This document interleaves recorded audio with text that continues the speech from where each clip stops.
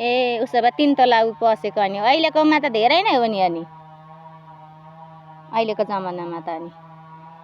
त्यही भन्छ कि सम्यकको बाउले हो त्यही काम गर्दा म ग्यास्ट्रिक भएको हो अनि हामी सम्यकको बाउ सक्दैन त अलिकति भोको सक्दैन अलिकति के सक्दैन थरर काम्न थालिहाल्छ आइयार आथा गर्न थालिहाल्छ अनि मलाई लगेर देखाएको त यो सबै हामीले गरेको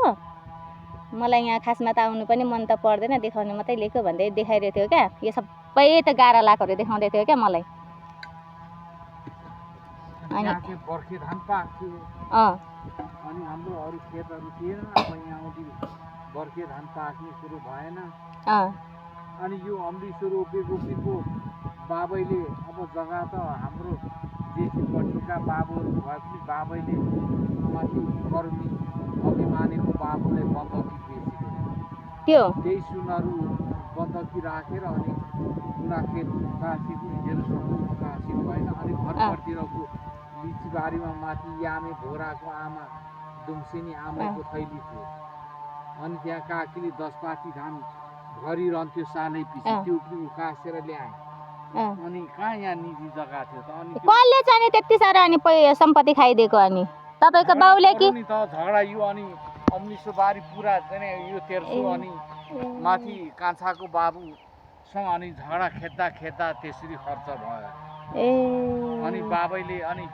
अब माथि अदालतबाट सरजिमिन आयो अनि माथि लौरेको घरबाट यसो हेर्दा त्यहाँ तेर्सो गल्ली देखे अरे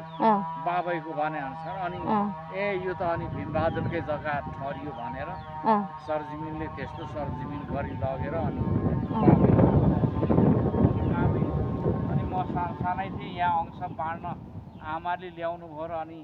काका र म अनि यहाँ अंश बाँड्दा त्यो टाँकीकै ठुलो टाँकीकै मात्र त्यो एभोकाड रोपेकोमा बाबै उभिएर मेरो ठुल्रा नातिलाई यो झगडा खर्च बोकाउँदिन भनेर कागजै यसरी च्यात्तै चेट्नु भएको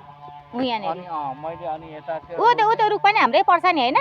त्यो टाँकी पनि हाम्रै हो नि त अनि त्यो चाहिँ नमास्नु नि उसो भएदेखि फेरि तपाईँ त्यो पनि फेरि मास्नुहुन्छ नि अनि ए 10-12 वर्षको थिएँ होला अब म त माली बस्ने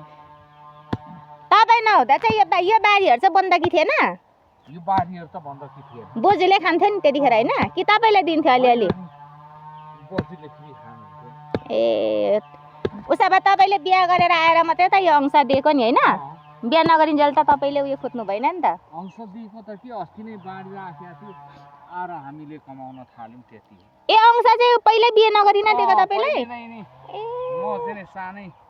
2-3 कक्षा पढ्दै आमाले ल्याउनु भयो र अनि